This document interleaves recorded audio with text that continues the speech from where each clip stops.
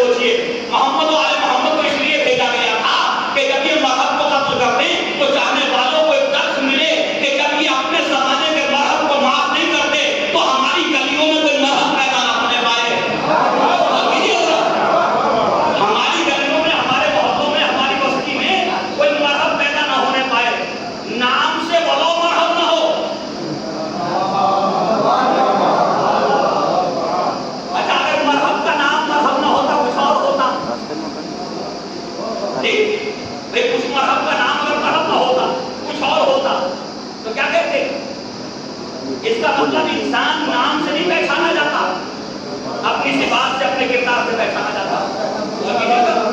تو مرحب کردار ہے، نام نہیں ہے۔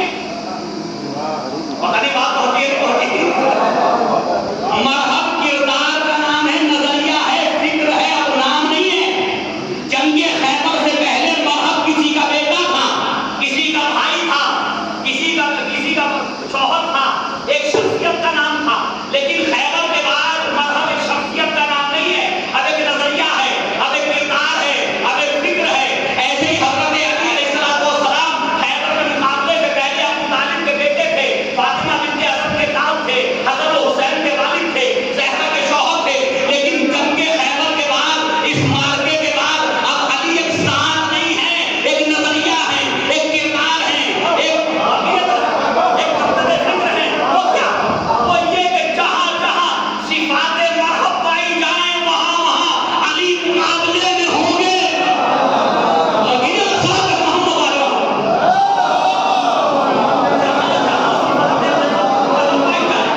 جہاں جہاں کردار مرحب پایا جائے گا اس کے مقابلے میں کون ہوگا؟ اس کے مقابلے والی ہوں گے۔ تو کیا مرحب مر گیا؟ مرحب تو مر گیا، کیا کردار مرحب مر گیا؟ سوال ہے۔ ہم جذبات میں کہتے تھے یزیدیت ختم ہو گئی، ہم جذبات میں کہتے ہیں کہ یزیدیت ختم ہو گئی۔ بھائی یزیدیت ختم نہیں ہوئی، یزیدیت ختم نہیں ہوئی، یزیدیت آدمی بات۔ اگر یزیدیت ختم ہو گئی تھی تو پھر یہ داعش کیا تھے؟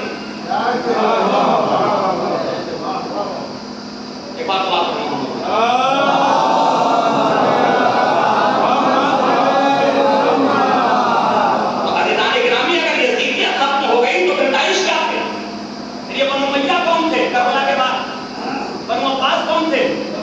یہ ترکوں کی حکومتیں کیا تھی، یہ خلافت کیا تھی، کیا تھا یہ سب؟ جی کربلا کے بعد تو اس مظالم کا سلسلہ ہے یا نہیں ہے؟ ابھی قریب کے زمانے میں صدام، اگر یزیدیت ختم ہو گئی تو یہ کیا تھا؟ تو یاد رکھیے کہ جو فکر اس دنیا میں آ گئی وہ ختم نہیں ہوتی، کبھی کبھی تھوڑے دنوں کے لیے مغلوب ہو جاتی ہے، اور جب اس کی اسباب پیدا ہو جاتے ہیں تو دوبارہ سے وہ طاقت میں آ جاتی ہے۔ وہ یہی ہوتا ہے، اس سے زیادہ نہیں ہوتا۔ سوال پڑھنا ہوں گا ایک بار اور سوال پڑھنا ہوں گا۔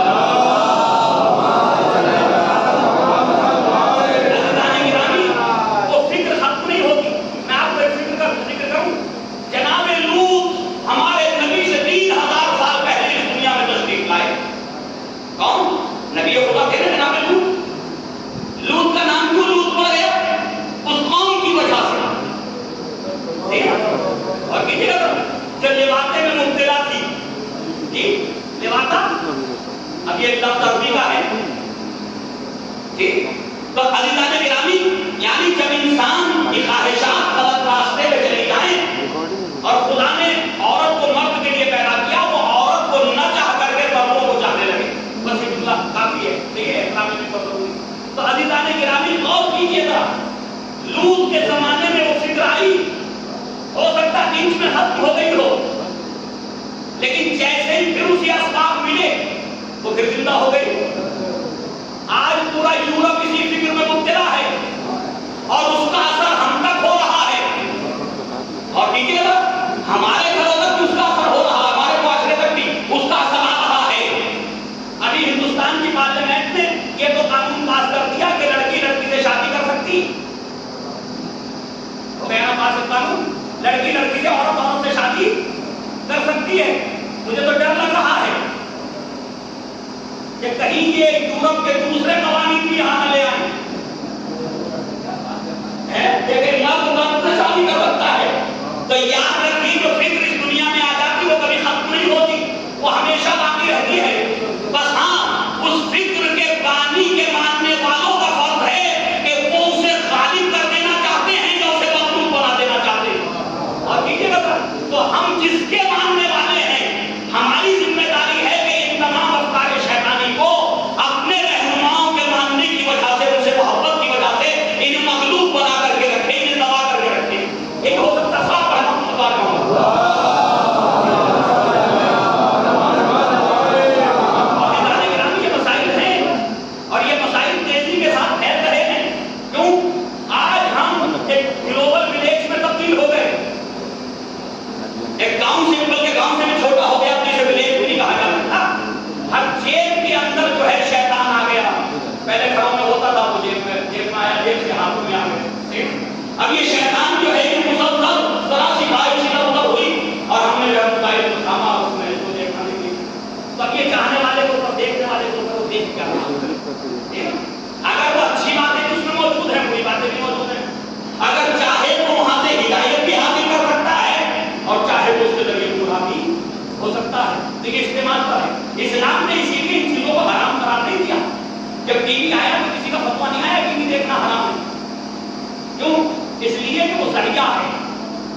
इसी बात को बचाने का। अच्छी बात भी पहुंचा सकता, बुरी भी पहुंचा सकता। ये तो देखने वाले को ऊपर है कि वो इस्तेमाल कैसा कर रहा है।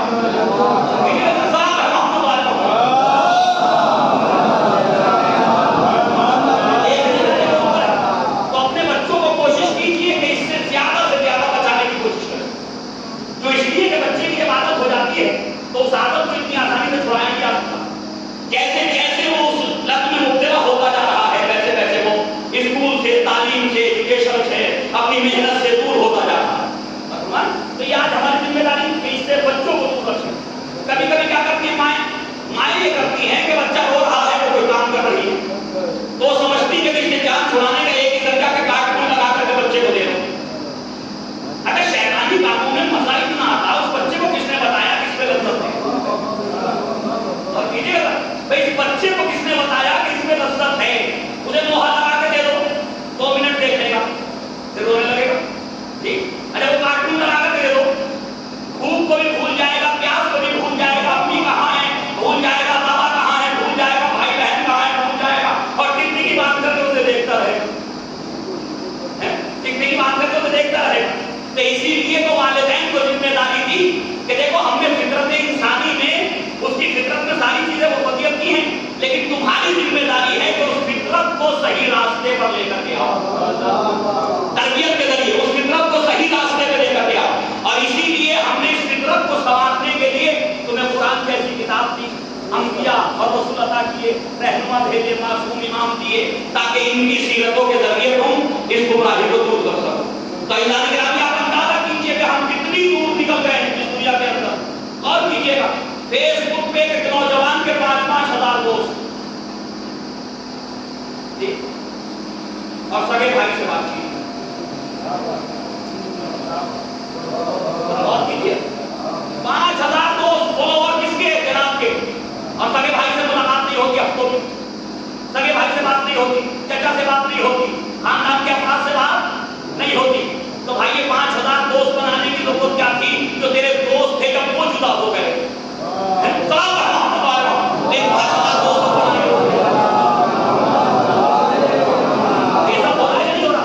चार नौजवान एक जगह बैठे, वो ये भी सहमत नहीं कर रहे कि आप जबान से गुफ्तगू करिए, सबके हाथ में मोबाइल है, अपने अपने में लगे हुए, अगर चलना है तो मैसेज करके चलो। अरे सामने तो बैठा क्या गिरामी, शैतान ने इतना बिजी कर दिया हमें, शैतान ने इतना बिजी कर दिया हमें कि अब हम रहमान की तरफ आने के लिए तैयार नहीं हैं। हाँ बस एक दावा है कि हमसे बेहतर कोई नहीं है, यकीनन आपसे बेहतर कोई नहीं है, अगर सीरत भी हमारी वैसी हो जाए जैसी हम चाहते हैं। स्वागत है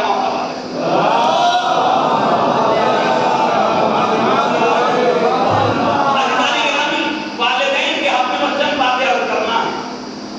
हमारा मुआशरा बहुत तेजी के साथ मगरबी कल्चर को, मगरबी तमद्दुन, मगरबी तहजीब, उसको एक्सेप्ट करता जा रहा है। एक जमाना था कि वालिदैन का बड़ा एहतराम, बड़ी ताज़ीम होती थी। अगर बात सामने से आ जाए तो नौजवान अगर स्मोकिंग कर रहा होता था तो वो छुपा लेता था, ऐसे ही होता था। कोई भी गलत काम कर रहा होता था, नौजवानों में हंसता होता था, तो बात के आमद में जो है वो सर झुका करके निकल जाता था। लेकिन अब ऐसा नहीं होता। तो अल्लाह ने कहा कि कुरान के अहकाम तो कुरान में रह गए, सीरत मोहम्मद और आले मोहम्मद तो किताबों में रह गई। हमने अपने आप को सीरत से दूर कर लिया, कुरान पाक से दूर कर लिया। कुरान कह रहा होता था रब्बो का अल्लाह ताबुदु इल्ला इय्याहु व बिल वालिदैन इहसाना, कि तेरे रब ने ये फैसला कर दिया है कि तू अल्लाह के अलावा किसी की इबादत ना करना। इबादत के लायक सिर्फ और सिर्फ खुदा बंदे आदम है, उसके अलावा किसी की इबादत नहीं की जा सकती। तो बिल वालिदैन इहसाना, लेकिन अपने वालिदैन के साथ हुस्न सलूक से पेश आना।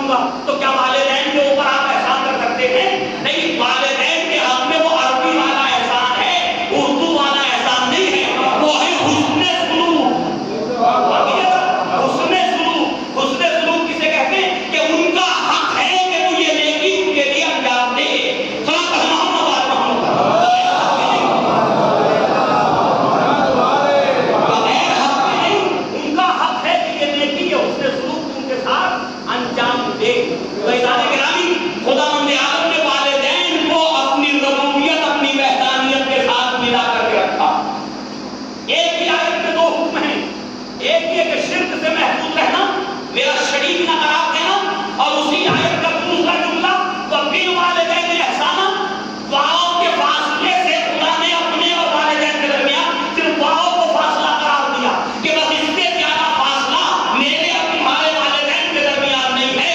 کیوں؟ اگر تم والدین کے ساتھ حسن سلوک نہیں کر سکتے تو اپنے رب کے ساتھ بھی حسن سلوک نہیں کر سکتے. صدق محمد وآل محمد.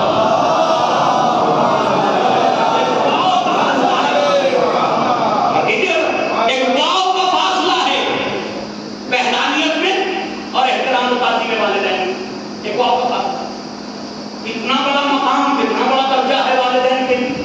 اچھا کہیں شرط لگائی آیت میں کہ مومنین ہوں؟ کہیں شرط ہے قرآن کی آیت میں کہ والدین مسلمان ہوں؟ کہیں شرط ہے کہ وہ اطاعت گزار ہوں، عبادت گزار ہوں؟ کہیں کوئی شرط نہیں ہے. اسی لیے ہم کہتے ہیں کہ قرآن کسی قوم کے لیے نہیں آیا، کسی فرقے کے لیے نہیں آیا، کسی جماعت کے لیے نہیں آیا. قرآن پوری انسانیت کو مخاطب کر رہا ہے کہ جہاں جہاں اولاد ہے اور جہاں جہاں والدین ہیں.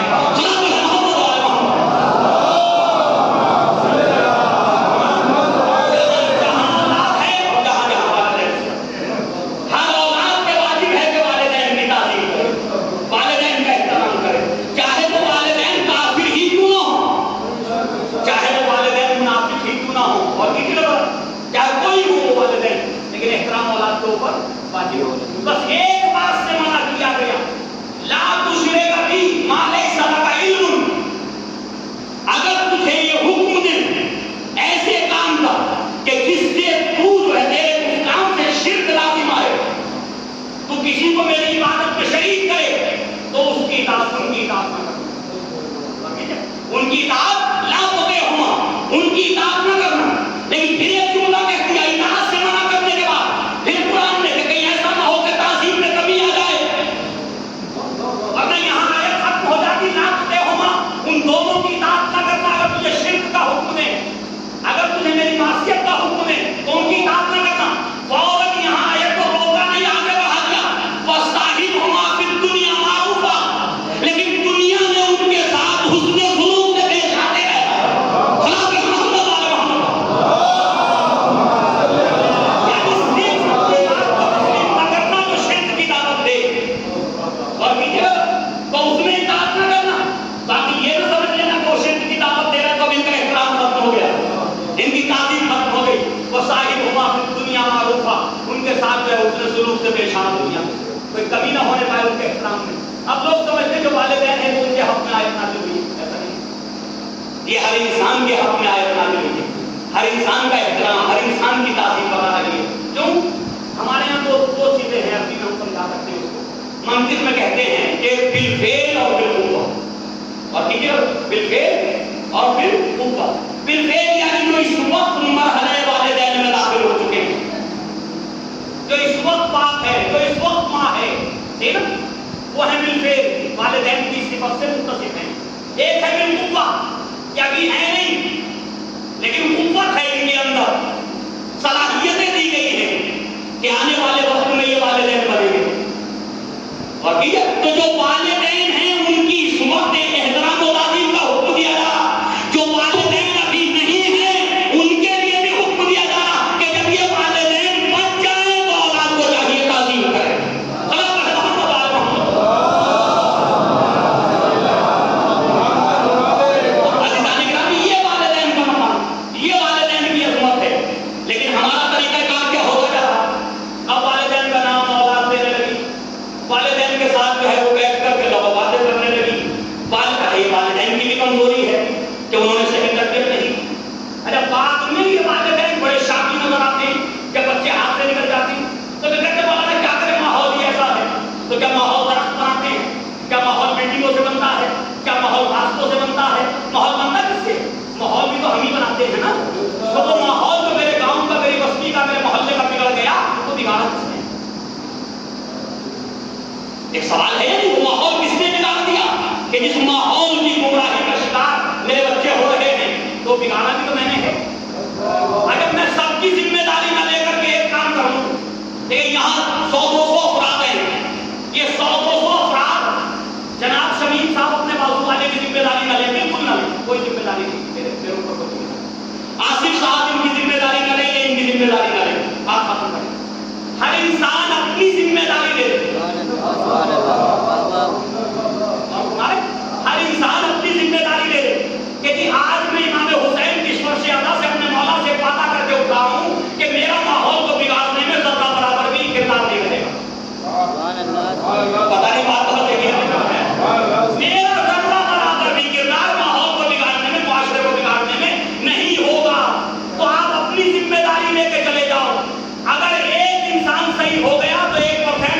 صحیح ہو گیا, 1% ماحول صحیح ہو گیا. کہتے ہیں اگر یہ 100 کے 100 صحیح ہو گئے تو 100% معاشرہ صحیح ہو گیا, ماحول صحیح ہو گیا. تو یہ ذمہ داری تو ہمارے اوپر ہے نا. لیکن میں اس کوشش میں لگا ہوا ہوں پڑوسی سے برائی دور ہو جائے, چاہے وہ برائی میرے اندر آ جائے. میرے ساتھ محمد آ رہا ہے, یہ بڑی پریشانی ہے. پڑوسی پہ ہے, پڑوسی یہ کرتا, پڑوسی یہ کرتا, پڑوسی یہ کرتا, چاہے وہ ساری چیزیں میں خود بھی کرتا ہوں ہے. لیکن میں بلیم کرتا ہوں پڑوسی کو, مقابل میں آنے والے کو. کبھی یہ نہیں سوچتا یہ سب کچھ میں بھی کر رہا ہوں. تو آپ پہلے خود صحیح ہو جائیے, پڑوسی بھی صحیح ہو جائے. آپ صحیح ہو جائیے, دوست بھی صحیح ہو جائے. آپ صحیح ہو جائیے, آپ کا ہم نوالا ہم بھی اللہ بھی صحیح ہو جائے گا. تو جب آپ اپنے نفس کی ذمہ داری نہیں لے سکتے تو دوسروں کی ذمہ داری کیسے لیں؟ صاحب محمد والے محمد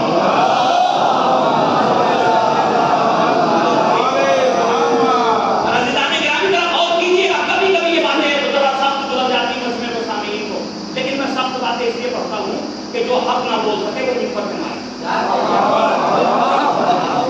جو حق نہ کہہ سکتا ہو, جس کی زبان حق کے لیے نہ کھل سکتی ہو, جو حق کا دفاع نہ کر سکتا ہو, ٹھیک ہے نا, تو منبر میں نہ آئے.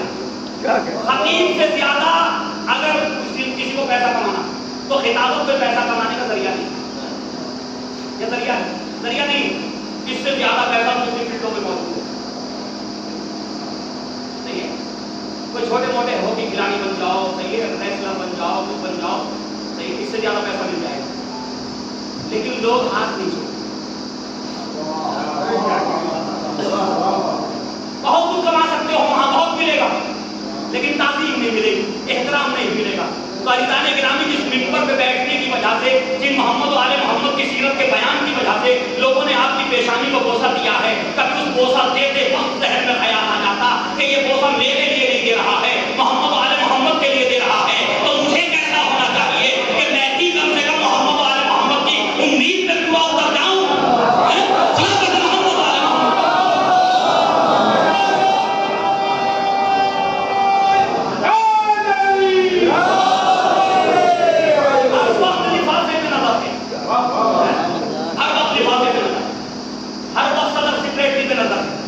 بانی مجلس پہ نظر ہے, بیٹھے شمیم بھائی نہیں, بانی مجلس پہ نظر ہے.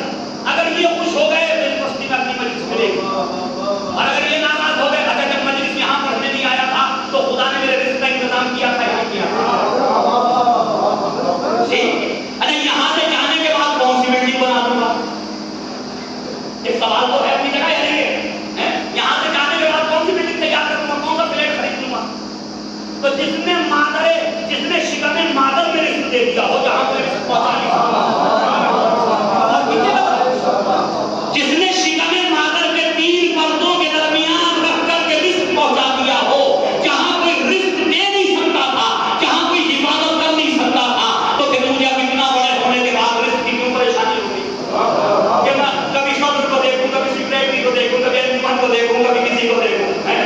اگر جس نے اس مرحلے کا شکر ادا کر دوں جو شکم مادر میں اس نے میری حفاظت کی ہے, تو خدا کی قسم اگر منبر پہ یہ ذہن میں آ جائے کہ شکم مادر میں کوئی بچانے والا نہ تھا, کوئی حیات دینے والا نہ تھا, کوئی رزق دینے والا نہ تھا, اس نے مجھے رزق عطا کیا, تو شاید اس ایک مرحلے کا شکر پوری زندگی ہم کوئی کر کے کرتا رہو.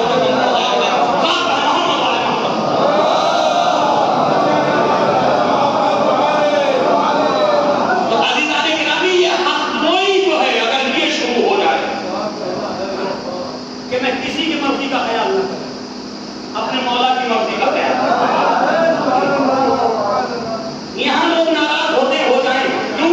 اسلام تو آیا ہی ناراض کرنے کے لیے, تھا کچھ ایش پرستوں کے لیے صبح کی نیند جنہیں پیاری تھی, وہاں حکم ہو رہا کہ الصلاۃ, نماز قائم کرو. میرے معبود تجھے کیا ہو گیا, کیا ملے گا ان سے نماز پڑھوا کے, ان سے نماز پڑھوا کے ملے گا کیا ہوگی دسمبر اور جنوری کی. روزوں کا حکم آ گیا, مئی اور جون میں رمضان مبارک آ رہا, روزہ رکھو, مجھے کیا ملے گا میرے معبود. 5 لاکھ کا حج ہو گیا,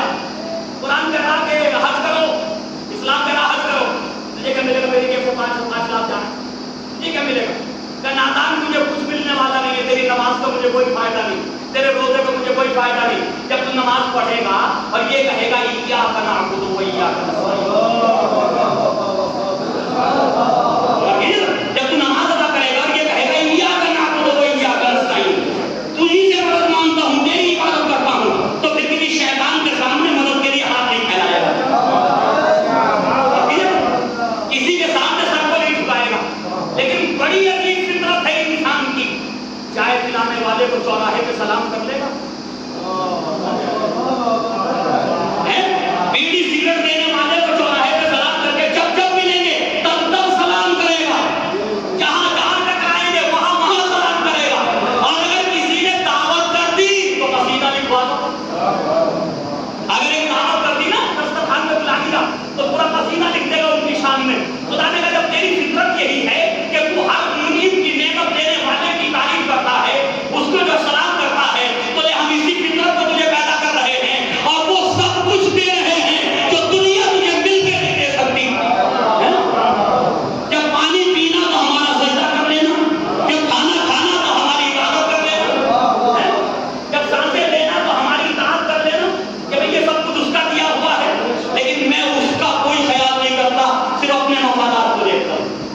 اور اسی مفادات پرستی نے ہمیں وہاں پہنچا دیا کہ ہم 1400 سال پرانے ظالموں پر، 1400 سال پہلے کیے گئے ظلموں پر ان پہ کریا بھی کر رہے ہیں، ان پہ لعنت بھی کر رہے ہیں، انہیں ملامت بھی کر رہے ہیں. کرنی چاہیے، میں اس سے منع نہیں کر رہا ہوں، تو ہمارا دین ہے، ہمارا مذہب ہے. لیکن عزیزان گرامی، وہی 1400 سال پہلے کے مظالم میرے معاشرے میں، میری گلی میں لوگ کر رہے ہیں اور میں ان کو سلام کر رہا ہوں،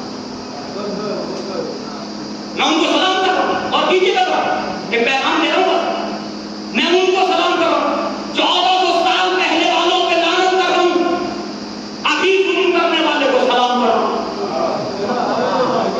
یہ کیسا مولائی ہو گیا میں، کیسا حسینی ہوں، کیسا ادادار ہوں. کربلا تو ہر زمانے کے ظلم کے خلاف کھڑے ہونے کے لیے ہے، ہر زمانے کے ظلم، ہر ظالم کے خلاف کھڑے ہونے کے لیے کربلا ہے، نہ کہ خالی 1400 سال پرانا ایک سال ختم ہو گیا. ایسا نہیں ہے. تو عزیزان گرامی، وہاں جناب صحرا کا مال لوٹنے والوں پہ لعنت کر رہا ہوں، فدا قصد کرنے والوں پہ لعنت کر رہا ہوں. یہاں ایک صاحب نے 2 دن کے پلاٹ پہ قبضہ کر لیا، کچھ بھی لگے پر اسے سلام کرتے گزر جاتا ہوں. ایک صاحب امام طاہرہ کی پراپرٹی کا قابض ہو گئے، مسجد کا قبض کر لیا، امام کا کھا گئے، پھر نعرے کے مارے میں امام کا مال غصب کر لیا، امام کی پراپرٹی چھین لی اور نعرے بھی لگا رہے ہیں دشمنوں کے خلاف. ذرا کوئی ان سے پوچھے کہ لعنت کبھی کسی ذات کے اوپر نہیں ہے اسلام میں، لعنت کسی شخصیت کے اوپر نہیں کی گئی اسلام میں، لعنت ہے کردار پر. قرآن نے دشمنان اسلام کے نام لے کے قرآن میں بیان کیا، لیکن لعنت ناموں کے ساتھ نہیں کی. جب لعنت کی فرعون کا ذکر کیا، لعنت نہیں کی. شداد کا ذکر آیا، لعنت نہیں کی. اور یہ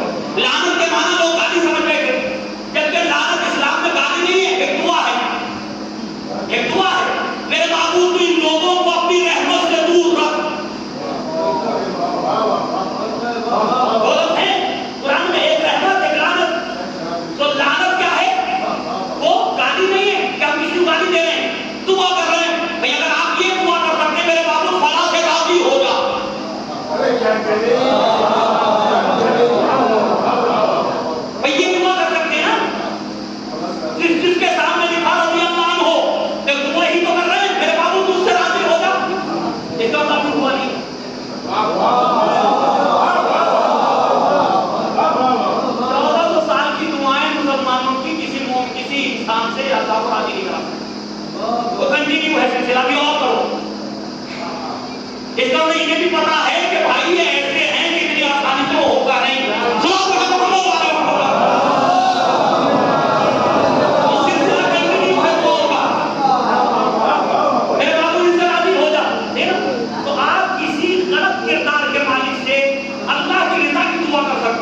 تو ہم کوئی کردار والے سے اللہ کی ناراضگی کی دعا کیوں نہ کریں کہ اگر معلوم نے اپنی رحمت سے دور کر دے. ورنہ تو یہ لعنت گالی نہیں ہے, ورنہ گالی نہیں, لعنت تو رحمت سے پوری کی دعا ہے. تو عزیزان گرامی اب لعنت ہم کر رہے ہیں کس پہ؟ جو 1400 سال پہلے کے کردار ان پہ لعنت ہے جو ابھی ہمارے درمیان ہو رہا. اچھا میں اس مجمع کے اندر ایک سوال کرتا ہوں, سوچیے گا تنہائی میں بیٹھ کے, ابھی یہاں مت سوچیے, مت دیجیے گا آپ کوئی نادام پایا جائے. اگر 1400 سال پہلے ظلم کرنے والا آپ کی اس بستی میں آ جائے تو آپ اس کے ساتھ کیا کیجیے؟ پتہ نہیں بات بتائیے گا. چلیے اور بات تو قریب کروں, فدق کو غصب کرنے والا اگر آج آ جائے زندہ ہو کر کے تو یہ مومنین کیا کریں گے؟ یہ مولائی نوجوان کیا کریں گے؟ یہ مولائی ازادار کیا کریں گے؟ یہ امام حسین پہ جان دینے والے, مولا کائنات کی غلامی کا دعویٰ کرنے والے, یہ کیا کریں گے؟ میں اگر ایک ایک سے پوچھنا تو جتنا جذباتی ہوگا اتنا جذباتی ہو کے جواب دے گا. جو جتنا جذباتی ہوگا وہ اتنا جذباتی ہو کے جواب دے گا. جواب کیا ملے گا؟ آنکھیں نکال دیں گے, دھیما دھیما کرتے ہیں, بوٹی بوٹی کرتے ہیں, ہم نے یوں کرتے ہیں, ہم یہ کرتے ہیں, ہم یہ کرتے ہیں. میں کہا اچھا اس نے کیا کیا تھا جو اتنے غصہ ہو رہے ہیں؟ اس نے ایسا کیا کیا تھا جو اتنا غصہ ہو رہے ہیں؟ کہنے آپ کو نہیں پتا جناب زہرا سلام اللہ علیہ کا مال کھا گیا, پھر اب کو لوٹ لیا, جناب زہرا پہ ظلم کیا. تو میں کہوں گا اچھا اگر کوئی ایسا ہی انسان تمہارے درمیان آج موجود ہو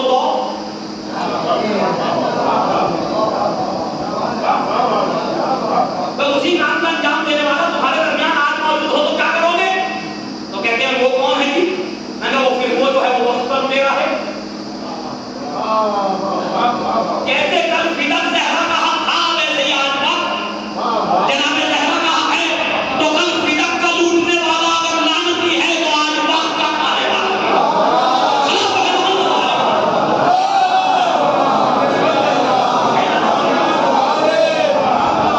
تو فدق زہرا کو لوٹی رہا, فدق زہرا کو پورے تاریخ میں لوٹتا ہی رہا.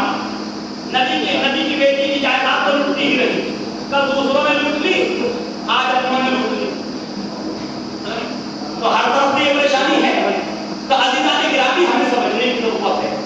ان مجالس کو, ان محافل کو, اس ذکر محمد والے محمد کو درس گاہ یہاں سے کچھ لے کر کے جائیں. ہم وہ لے جانا چاہتے ہیں جس کو لے جانے کی ضرورت نہیں ہے, اس کے لیے ٹوٹ پڑتے ہیں, اور وہ نہیں لے جانا چاہتے کہ جس چیز کو آج ہمیں لے جانے کی ضرورت ہے. کتنے افراد ہیں یہاں سے جائیں اور جا کر کے مجلس کے 2 پوائنٹ اپنے بچوں کو, اپنی بیوی کو, اپنے اہل و عیال کو بیٹھ کر کے بتائیں. امام مہدہ سے نکلنے کے بعد کسی کو کوئی فکر مجلس کے سلسلے میں کیا پیغام ملا, کیا میسج ملا, اس پر کوئی فکر نہیں ہے. ابھی مجلس ختم ہونے کے بعد ایک ہی فکر ہوگی کہ مجلس کے تبرک میں بٹے گا کیا, مجلس کے تبرک میں بٹے گا کیا.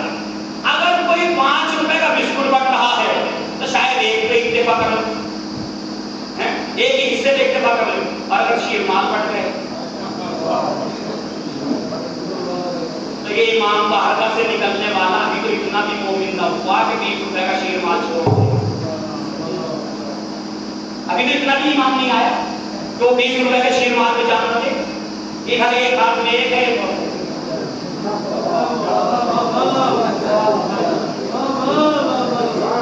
ایسے ہی ہے. تو بھائی مجلس سے آپ کو کیا ملا؟ مجلس سے کیا ملا؟ شیر مال لینے کے لیے کوئی بزرگ موجود ہے, دھکا مارا جا پڑے. وارے مولا امام کے گھر سے نکلتے ہوئے یہ حرکت ہے. سلام علیہ محمد علیہ محمد.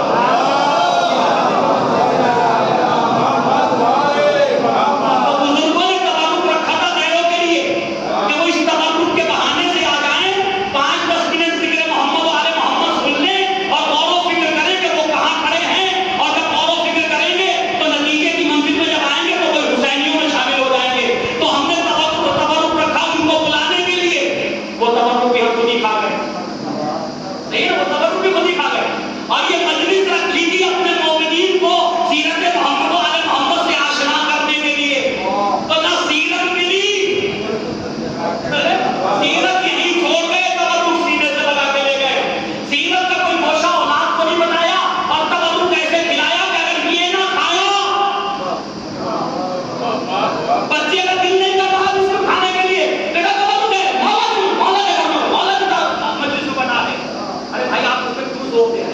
صحیح ہے؟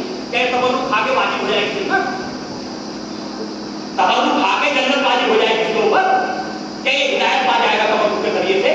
بات تو جب ہوگی کہ اس تبرک کو کھلانے کے بجائے اس بچے کو مجلس میں لے آتے۔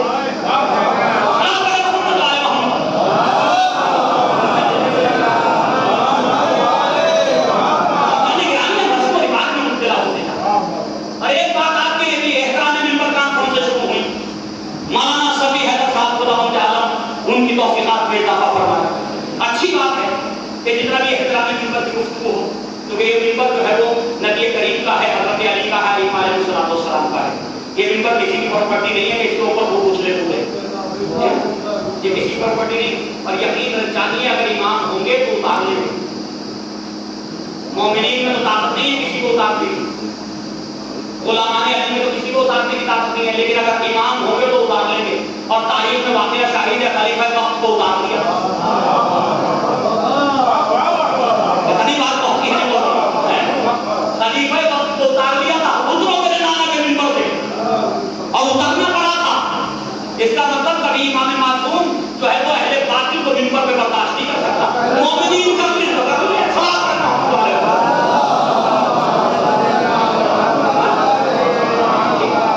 احترام منبر کی کانفرنسیں شروع ہو رہی، یاد رکھیے پانی آنے مجالس، پانی آنے محافل، اور بات کو ختم کر دوں بات بھائی، مجھے بات نہ جلدی نکلنا، صحیح میری نظر ہے ہوتا۔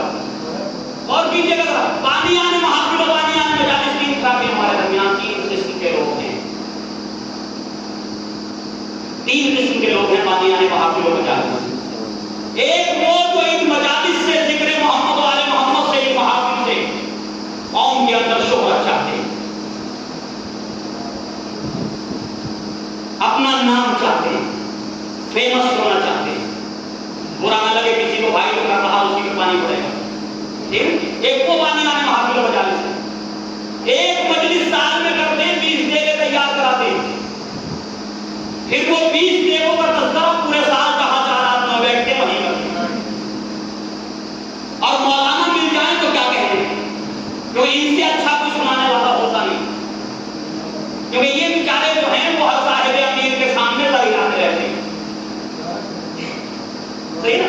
اور اگر انہیں ذرا سا موقع ملے کہ اس سے کچھ نکل سکتا ہے تو کہتے ہیں یقیناً میں نے بھی بہت ذکر کیا، ایسی مجلس آپ کے ایریے میں نہیں ہوتے، آپ کرتے ہیں، مولا آپ کو سلام کرتے ہیں کہ آپ قربانی آپ کیا خدمت کر رہے ہیں، ایسے ہی ہے نا؟ تو ان کا ہدف اور مقصد ذکر محمد علیہ محمد سے نہ معاشرے کو سدھارنا ہے، نہ مجتمع کو صحیح کرنا ہے، نہ احکام اسلامی کو زندہ کرنا، سنت ائمہ کو زندہ کرنا، ان کا کوئی ہدف نہیں۔ ان کا ہدف ہے ہمارا نام ہو جائے قوم کے اندر کہ ہم ازادار ہیں، ہم سے بڑا کوئی پروگرام نہیں۔ پورے سال اس کا چرچا کرتے ہیں، ایسا لگتا ہے کہ وہ چرچا کرتے ہیں، ذکر کرتے ہیں کہ جیسے ہی مجلس کرتے ہیں امام حسین اور کربلا کو کوئی احسان کرتے ہیں۔ اگر یہ نہ ہوتے تو شاید کربلا نہ ہوتا، انہی کی وجہ سے بھی ازاداری کر رہے ہیں، پتہ یہ بیچارے گئے تو ازاداری کر ہوتے ہیں۔ دوسرے وہ لوگ ہیں کہ جو اس کے ذریعے بزنس کرتے ہیں، معافی چاہتے ہیں، معافی چاہتا ہوں جناب سبھی کے ساتھ، مجھے نہیں پتا کون کہاں کیا کرتا۔ دوسرے وہ ہیں جو بزنس کر رہے ہیں، جو تجارت کر رہے ہیں، جن کے رزق کا ذریعہ بن گئی محافل ہوتا ہے،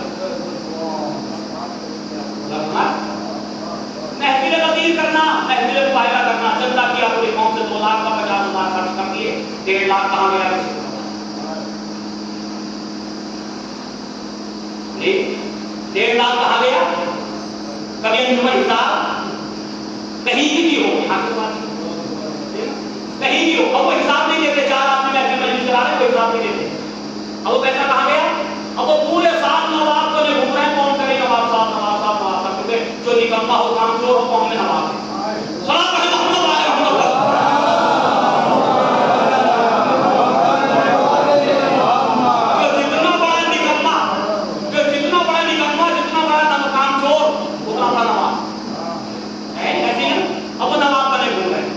تیسرے وہ ہیں کہ جو بیچارے خلوص میں محافل و مجالس کر رہے ہیں، انہیں درد ہے معاشرے کا، سوسائٹی کا، انہیں درد ہے اسلامیات کا، شریعت محمدی کی بقا کا، وہ چاہتے ہیں مجلسوں کے ذریعے اہداف محمد و آل محمد آگے بڑھے، لیکن ان کی تعداد اتنی کم ہے، ان کے پاس اسباب موجود نہیں ہے، ایسے ہی ہے، ان کے پاس اسباب موجود نہیں ہے، تعداد کم ہے، کتنا اچھا ہوتا یہ سارے ہی مخلص ہو جاتے ہیں، یہ سارے ہی مختلف ہو جاتے ہیں اور سب کا ایک ہی ہدف ہوگا کہ ہم کربلا کے پیغام کو اپنے گھروں میں بھی لے کر کے جائیں گے اور دوسری قوموں تک بھی پہنچائیں گے.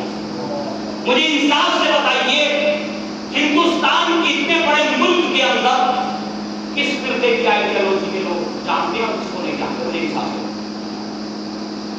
کس مسلمان کی آئیڈیالوجی کے بارے میں زیادہ جانتے ہیں اور کن مسلمانوں کی آئیڈیالوجی کے بارے میں کم جانتے ہیں؟ مجھے انصاف بتائیے. 1 کروڑ ہندو بھائی ہیں اس ملک کے اندر. وہ 100 کروڑ 1 ارب ہندو بھائی ہیں اس ملک کے اندر ہے. 35 کروڑ میں ہم آ گئے. باقی تو سب ہندو ہیں یا دلت ہے کوئی سب ہندو ہیں. ٹھیک ہے تو ہم کتنے ہیں؟ مجھ سے 25-30 کروڑ. باقی سب دوسری قوم کے لوگ. مجھے حساب سے بتائیے ان لوگوں کو اسلام میں کس کی آئیڈیالوجی کے بارے میں نہیں ہے؟ پتہ نہیں بات پہنچ رہی ہے. کن کے نظریے کے بارے میں جانتے ہیں؟ کن کی فکر کے بارے میں جانتے ہیں؟ کیا آپ کی فکر ان تک پہنچی ہے کہ آپ اسلام میں آپ کی فکر اسلام کی کیا ہے؟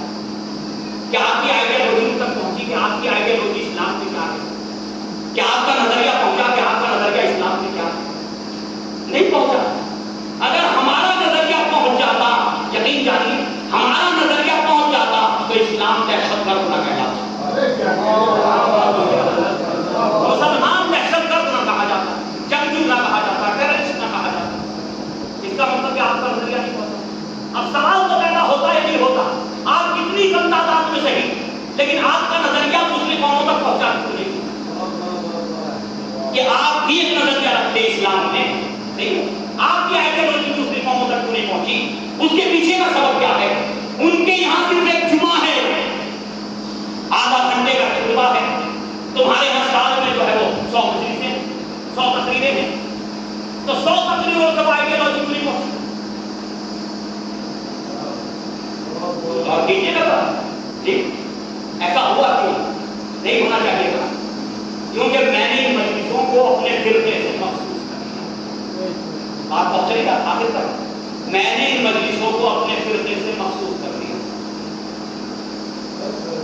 یا تو وہ آنا نہیں چاہتے, صحیح ہے, وہ تمہارے بولنے والوں کی کمی نہیں ہے.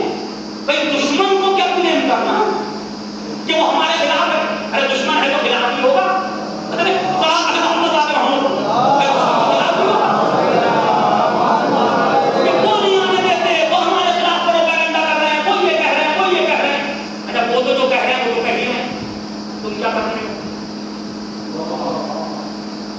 تم کیا کر رہے ہو؟ تمہیں تو کوشش کرنی چاہیے بلانے کی, لیکن ہم یہ بھی دیکھتے ہیں کہ کوئی آ جائے, ایک آدمی آ جائے, خطیب کا موضوع بدل جاتا, ذاکر کا موضوع بدل جاتا, پڑھ رہا ہوتا کچھ اور, پڑھنے لگتا کچھ اور. ایسا ہو رہا ہے یا نہیں ہو رہا؟ تو بھائی یہ ذکر محمد و آل محمد کے شیعوں کے لیے ہے کہ شیعہ ہی آئے گا مجلس میں, شیعہ ہی سنے گا.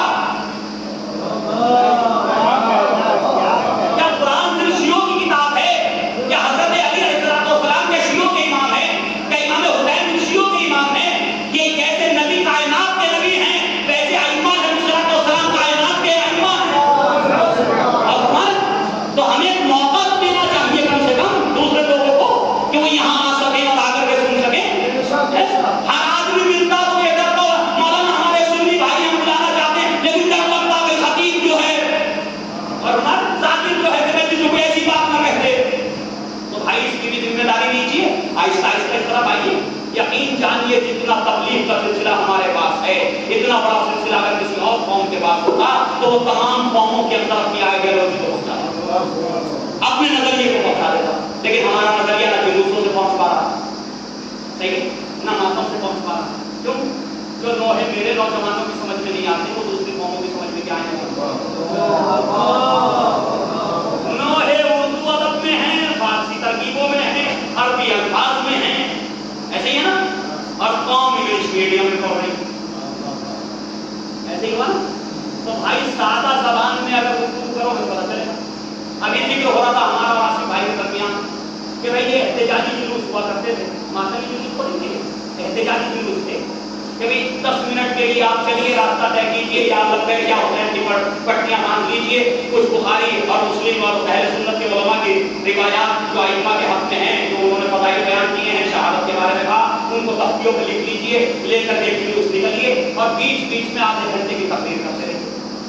جو مجمع دوسری قوموں کا اکٹھا ہو گیا ہے انہیں بتائیے ہم محرم کیوں کرتے ہیں. لیکن ماتمی انجمنوں نے وہ ساری چیزوں کو ختم کر دیا. اب وہ یہ سمجھتے ہیں کہ ہوگا جیسے ہمارے یہاں کوئی دیوار ہو رہا ہے تو کربلا کا پیغام اس طرح سے قوم تک نہیں پہنچ سکا جس طرح پہنچنا چاہیے تھا. تو اگر امام آئیں گے تو ذمہ داری تو ہماری تھی نا. کیا بنو امیہ سے کہیں تم کربلا کا پیغام پہنچاؤ؟ کیا بنو عباس کے ماننے والوں سے کہیں تم کربلا کا پیغام پہنچاؤ؟ کس سے کہیں؟ انہیں سے تو کہیں گے جو اہل بیت کے ماننے والے، جو کربلا پہ چریا کرنے والے ہیں. فیضان گرامی آج ہماری ذمہ داری کہ جلوسوں کو بھی ایسا بناؤ، ماتمی دستوں کو بھی ایسا بناؤ، انجمنوں کو بھی ایسا بناؤ کہ جن کے کردار سے، جن کے اخلاق سے دنیا والوں کو یہ پیغام پہنچے کہ کوئی قوم ہے کہ جو حق پرست ہے. کوئی قوم ہے جو حق پرست ہے. یقین جانیے یہ آزاداری ہمیں زندہ رکھے ہوئے ہے، لیکن ہماری زندگی کو ہمیں عطا کی ہے آزاداری نے. اس زندگی کا عرض ہے آزاداری کا کہ ہم آزاداری کو بھی ویسے زندہ کریں جیسے زندہ کرنے کا حق ہے. بس عزیزان گرامی، امام حسین علیہ السلام نے اور اہل بیت نے اتنی عظیم قربانیاں پیش کی اس دین مصطفیٰ کو، دین الہی کو بچانے کے لیے. عزیزو سوچ نہیں سکتے آپ کیسے کیسے قربانیاں. جوان بیٹے کو سجا کے شہید بات تلوار کے حوالے کر سکتا. جو حضرات اس ایج میں آ چکے ہیں جن کے جوان بیٹے ہیں، اگر کربلا سمجھ میں نہ آتی ہو، شہادت سمجھ میں نہ آتی ہو، تو تھوڑی دیر کے لیے اپنے جوان بیٹے کو اپنی آنکھوں کے سامنے بیٹھا کر کے اس کی جوانی کو دیکھ کر کے پھر مطلب سوچنا کہ اگر اسلام پہ وقت پڑ جائے، اگر شریعت اسلامیہ پہ وقت پڑ جائے تو میرے معبود کیا یہ صحیح بات کہ جوان بیٹے کو سجا کے تلوار کے حوالے کرو؟ اگر دین یہ کہہ دے کہ ہاں میں یہ کام کر دوں گا تو ان مجالس کا شکر ادا کرنا، حسین کا شکر ادا کرنا. مولا آپ کی وجہ سے میرے دل میں یہ حوصلہ پیدا ہوا کہ میں اپنے جوان کو اس دین کے لیے قربان کر سکتا ہوں. اور اگر دین انکار کرتے ہیں، اور یقیناً انکار ہی کرتا ہے، بہت کم افراد ہوں گے پھر اس بات کو متوجہ کیونکہ آمادہ ہوں گے. جب دل انکار کرتے کہ نہیں ہو سکتا، مجھ سے نہیں ہو سکتا، تو شکر ادا کرنا میرے مولا آپ نے اکبر کو سجا کے کیسے مطلب،